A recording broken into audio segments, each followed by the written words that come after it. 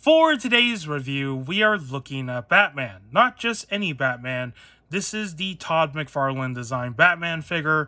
And if I remember correctly, this figure came out around the tail end of year 1 to the beginning of year 2 of the DC Multiverse line under McFarlane Toys.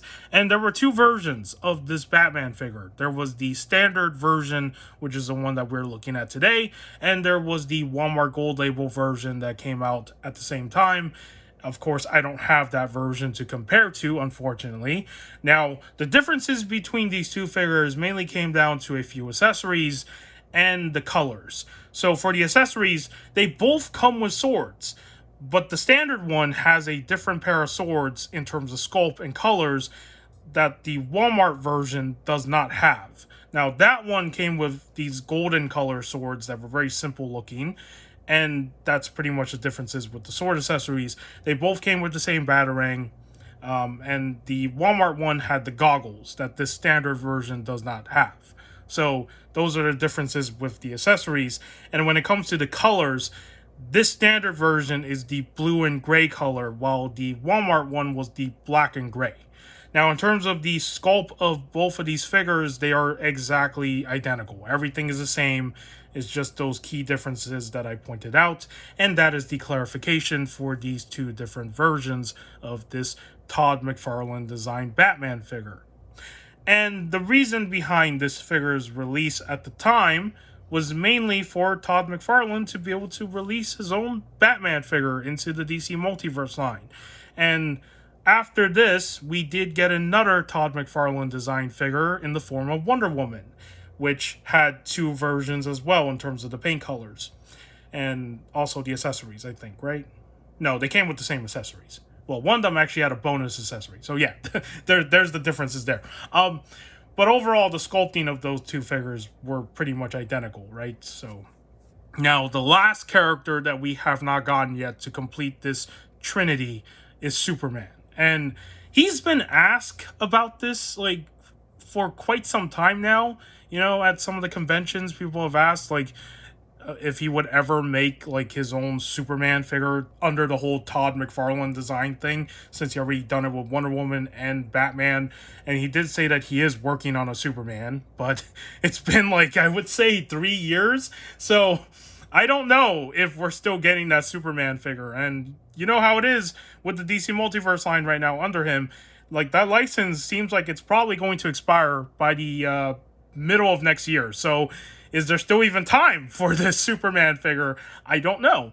And I hope that it still can happen, because I am curious to see what his take on Superman is. And that is my ramble with this whole thing. A little history lesson right there. And now let's take a look at the data profile card really quickly. So as you can see, there is the artwork for this Batman that was drawn by Todd McFarlane. And as you can see, the overall design of this Batman is very similar to the standard version, right? So in terms of how it came out as a figure, I think it came out pretty good. You know, not too bad.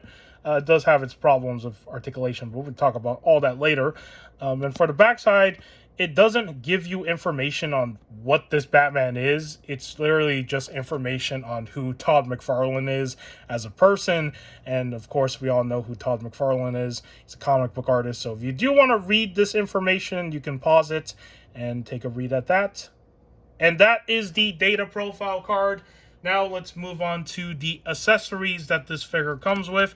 So he does have his batarang. As you can see, it's in the gold color. Very simple batarang in terms of sculpt. So he does come with this accessory. And he also comes with his two swords, which is a very interesting choice to give Batman, because, you know, Batman doesn't use swords, right? This is not his primary weapon. So what is he fighting that he needs to use swords? And also, the sculpting of these swords are very Spawn-like, right? So that's the whole thing with this figure, is that it gives me Spawn vibes, because, of course, you know, Todd McFarlane made Spawn. As you can see, he does have a fist guard right here for the hilt area, so if he were to block a hit from somebody, he can protect his hands, as well as punch somebody with this, because there are spikes right here. And for the sword part, it does have a very similar shape to like a batarang, kinda, in a very interesting way. And just to jagged shape of the blade and everything, it's pretty brutal looking for a weapon. Like, this is the type of weapon that you would use to fight enemies that you are literally going to slaughter. And that is basically why I'm questioning, like, what is he fighting for him to have to use these kind of swords, right? So, but that is the sculpting of the swords, and they're both exactly the same, as you can see. And he does come with, oh, I dropped it. He does come with, of course, the DC figure stand, which I never really include as an accessory. We always get these, so there's that. And that is pretty much all of the accessories that he comes with in terms of what is in the box. Now, let's move on to the aesthetics of this figure, and that is pretty much the main selling point to why I picked up this figure when it came out a long time ago, was mainly because the design stood out to me a lot, and that is the one main component here. So let's start with his head sculpt. He does look like a older Batman from the way that his mouth here is sculpted. He doesn't look like a Batman who's in his prime. He looks like a worn down older Batman who's no longer following his code. So that's pretty interesting. Then the head sculpt here is also very box shaped for some reason. That's like one of the weirdest things about this figure.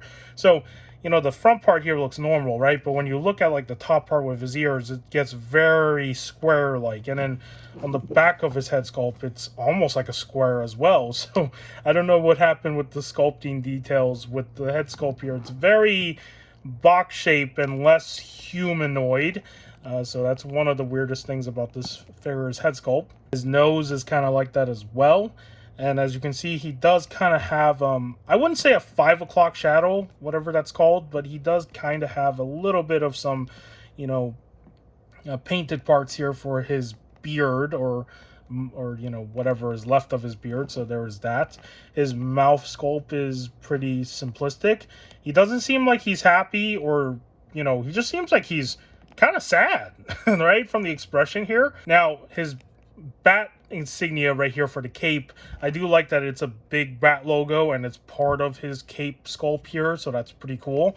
And then when you go down to his arms, he does have these gauntlets that he's wearing that are filled with spikes, and these are not, you know, soft plastic. This is actual solid plastic material for the spiky part, so they do poke the finger if you're not careful. He does have this strap up here that's basically more pockets for him to put more stuff into whatever he's carrying. And before I talk about the utility belt, let's take a look at the back of the cape. So for the cape mold, it is very minimalistic. It's not like, you know, some of the cape molds we have seen before for Batman, where they're very dramatic, they're very like windswept. This is pretty much just simplistic in terms of the sculpt. It's just hanging down on the back. He does have this thing on his back for him to carry his swords. As you can see, there are some straps there. This is meant for you to put the swords in like this. So if you want to do something like that, you can. Now, this is the way that the swords go into the back part, but it's kind of weird because if you were to pull them out, I don't think it should be like this. It should be like this way, I guess, so then he can grab the handles. But I don't know, some weird engineering here with the way that the swords are placed on the back just doesn't seem really optimal. And now let's talk about the utility belt. So it seems like Todd Mcfarlane went crazy with designing this utility belt because, you know, Batman has a lot of gadgets. That's a normal thing with what he carries. But this is like really over the top, in my opinion, right? So you got his logo there for his belt. You have all these freaking pockets here, which I don't know what he's carrying in all these pockets. You have some batarangs right there. You have these throwing knives. You have more pockets, and they go to the back, well, kind of.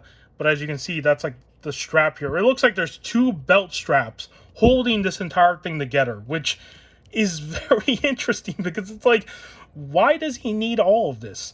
And that makes me think, is this Batman in some sort of post-apocalyptic world where he's fighting these demons or mutated monsters, so he needs to be decked out with a lot of stuff? That probably might be it. So that could explain why he has so much, you know, things on his utility belt. And when you go down here, he has more straps around his leg, carrying more stuff. Like, look at this. Are those grenades or smoke grenades? I'm not sure what they are, but they are definitely grenades of some kind. I don't know what this yellow thing is, but there are more pockets down here. And this is supposed to be some sort of armor padding to protect his upper thighs, I guess. So yeah, very interesting choice for the Batman sculpt here with all his gadget stuff. He's really decked out with a lot of things. And for his legs down here, he's wearing these heavy duty, armorized boots of some kind, right? And there are some details right there as well. You can see some texturing. All of this stuff is just present. And yeah, the overall sculpt here of this figure just has a lot of details that are present. Now, of course, the paint job on some of these areas could be done better, of course. But in my opinion, this was a $20 figure. So, getting all the sculpted details is already crazy enough as it is, right? Like you can see these texture lines, these wrinkles in his suit. They did a pretty good job with the overall sculpting of bringing his artwork into action figure form. So that is pretty much going to cover all the aesthetics. Oh, wait, one last thing. He also has his pointy stuff here. These are the arm guards to protect him from sword hits. But yeah, that is pretty much all the aesthetics for this Batman figure. There's not a whole lot else to talk about because most of the details really are in the sculpting of some areas of the figure itself, such as this utility belt, which I still think is pretty crazy. Moving on into the articulation, let's start with the head sculpt. So he can look up, as you can see. He can also look down. He also can turn his head left and right and tilt his head side to side. So when it comes to the articulation for the head sculpt, it's pretty decent. For his arms, he can spread them up this high up. It will run into, of course, the shoulder part where his cape mold is. He can swing them back all the way like this if you do move his arms outward a little bit. So there's that. He also has a bicep swivel up here. He has double jointed, which does work. As you can see, it is a bit tight. He also has swivel in his hands as well as wrist articulation.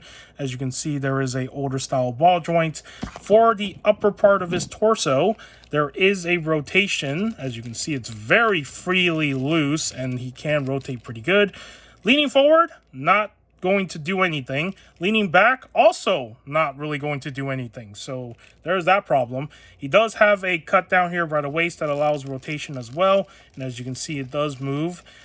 He can lean forward a little bit, leaning back. Now the waist down here allows him to lean back. So you can see that there is movement right there. And for his legs, he can spread them out, but not a whole lot. Because as you can see, the sculpting of the utility belt will hinder his legs from doing the splits. And when it comes to kicking forward, it's the same problem as well. So this Batman figure is not going to be as agile as you want it to be because of the upper sculpt right here. And as you can see, this throwing knife thing, which is sculpted to his utility belt, is a soft plastic, so you can have his legs kick out, right? But over time, it will warp, and mine is already warped like this, which is not good.